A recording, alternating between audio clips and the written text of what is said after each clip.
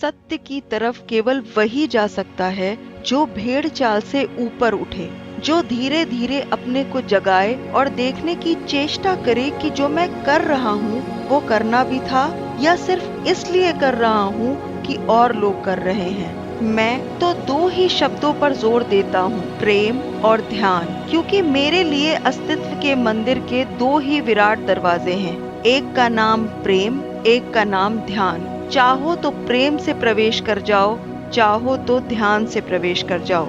शर्त एक ही है, अहंकार दोनों में छोड़ना होता है। कोई संत कहता है तो कोई आचार्य, कोई भगवान तो कोई धर्म का दुश्मन, कोई शक्ति तो कोई व्यक्ति, अलग अलग रूप, अलग अलग नाम। हम बात कर रहे हैं आचार्य रजनीश यानी ओशो की। ओशो के भक्तों का मानना था कि वो ना तो कभी पैदा हुए ना कभी मरे, वो तो बस इस धरती पर 11 दिसंबर 1931 से लेकर 19 जनवरी 1990 तक रहने आए थे। ओशो का असली नाम था रजनीश चंद्र मोहन जैन। बाद में वो आचार्य रजनीश हो गए। उनके कुछ कट्टर चेले ज्यादा भावुक हो गए तो उन्हें भगवान श्री रजनीश कहने लगे। बाद में भगवान हट गया, रजनीश भी हट गया, एक नया नाम रखा गया, ओशो। ओशो एक लैटिन भाषा का शब्द है जिसका अर्थ है सागर से एक हो जाने का अनुभव करने वाला। 11 दिसंबर 1931 में मध्य प्रदेश के कुचवाड़ा गांव में पैदा हुए थे ओशो। फिलॉसफी के प्रोफेसर रहे, फिर प्रोफेसरी छोड़कर 60 के दशक में उन्होंने पब्लिक में बोलना शुरू किया। तर्क देने और बोलने में तेज थे, इसलिए अपने विचारों की वजह से फेमस हो गए।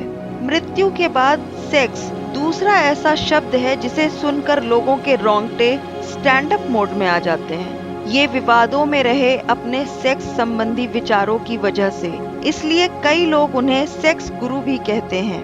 संभोग से समाधि की ओर उनकी बुक बहुत कंट्रोवर्शियल रही।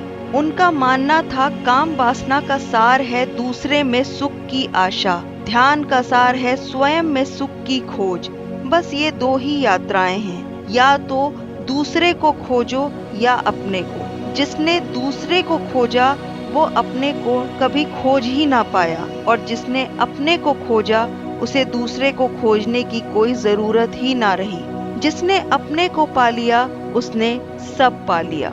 दो शरीर के बीच संभोग हो तो काम, दो मनों के बीच संभोग हो तो प्रेम, दो आत्माओं के बीच, दो शून्यों के बीच संभोग हो तो समाधि। वे गरीबी के विरोधी थे, रॉयल लाइफ जीते थे, आस्तिकता और नास्तिकता पर बोलते थे। ओशो की मौत को लेकर काफी थ्योरीज हैं। करीब 1981 में उनके शिष्यों ने उन्हें अमेरिका बुला लिया। ओरेगन की एक बड़ी बंजर जमीन पर एक बड़ा सा कम्यून बनाया गया, नाम दिया गया रजनीशपुरम। भीड़ वहां भी बढ़ने लगी, वहां की सरकार भड़क गई और ओशो को गिरफ्तार कर लिया गया। उन्हें देश निकाला दे दिया गया। अमेरिका के अलावा 21 देशों ने उन्हें प्रवेश करने पर प्रतिबंध लगा रखा था। इसीलिए 1985 में वो वापस भारत लौट आए।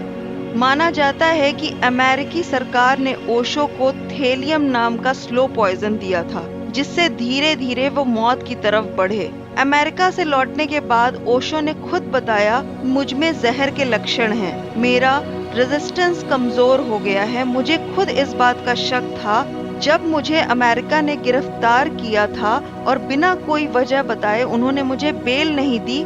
इसके बाद ही मुझ में जहर के लक्षण आ गए। इसके बाद एक और विवाद सामने आया जिसमें कहा गया कि उनके कुछ खास लोगों ने, उनके कुछ करीबियों ने उनकी महंगी प्रॉपर्टी के लालच में उन्हें मार दिया। ये बड़ी मिस्ट्री बनी हुई है। जिस दिन ओशो की मौत हुई उस दिन के 5 घंटों की कहानी बहुत रहस्यमयी है। 1 बजे से लेकर 5 बजे तक। उस दिन ओशो के डॉक्टर गोकुल गोकानी को 1 बजे फोन किया गया कि ओशो की तबीयत बहुत खराब है, जल्दी आ जाएं। गोकानी बाद में बोले कि उन्हें शाम 5 बजे तक कमरे में जाने नहीं दिया गया। 4 घंटे तक क्या हुआ किसी को पता नहीं। ओशो के हाथ में उल्टी की छींटें थीं। ऐसा लग रहा था जैसे उनके मरने का इंतजार किया जा रहा है। सवाल ये उठा कि उस वक्त आश्रम में और भी डॉक्टर्स मौजूद थे, उनसे कंसल्ट क्यों नहीं किया गया, उन्हें हॉस्पिटल क्यों नहीं ले जाया गया। गोकानी कहते हैं कि उनसे कहा गया कि ओशो ने अभी अभी अपना शरीर त्यागा है, आपको उनका डेथ सर्टिफिकेट लिखना है। गोकानी कहते हैं कि उन्होंने ओशो को अंतिम सांस लेते हुए नहीं देखा, इसलिए उन्होंने पूछा कि इस डेथ सर्टिफिकेट में उनके मरने की क्या वजह लिखी जाए, तो उन्हें कहा गया कि दिल की बीमारी के बारे में लिख दो ताकि शव का पोस्टमार्टम ना हो। बाद में उनका अंतिम संस्कार भी बहुत हड़बड़ी में कर दिया गया। ओशो की सेक्रेटरी नीलम कहती हैं कि जब उन्होंने ओशो की मां को मौत की बात बताई तो उन्होंने कहा, नीलम, उन्होंने उसे मार दिया। ओशो की वसीयत को लेकर भी बवाल है, कोर्ट में झगड़ा चल रहा है। उनके एक फॉलोवर योगेश ठक्कर, उन्होंने इस वसीयत को कोर्ट में चैलेंज कर दिया।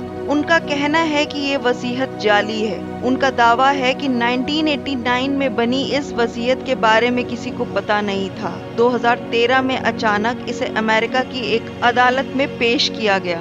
ठक्कर का कहना है कि ये वसीयत ओशो की मौत के बाद तैयार की गई। इंटेलेक्चुअल प्रॉपर्टी राइट्स के एक मामले में ये वसीयत सामने आई थी। इस वसीयत में ओशो की सभी चीजें ओशो इंटरनेशनल फाउंडेशन के ट्रस्टी जयेश के नाम हो गई। उनकी सेक्रेटरी रह चुकी शीला ने भी अपनी किताब डोंट किल हिम में उनकी मौत पर कड़े सवाल उठाए हैं। मृत्यु का उत्सव मनाने को कहने वाले ओशो की खुद की मौत बहुत रहस्यमयी है। रहस्य की कई परतें हैं, लेकिन परतों का क्या है? हो सका तो खुलती रहेंगी धीरे धीरे, वरना सब कुछ रहस्य ही समझो। उनका मानना था कि तुम मुझे हरा ना सकोगे क्योंकि मैं जीतना ही नहीं चाहता। तो फ्रेंड्स, ये थी आज की वीडियो।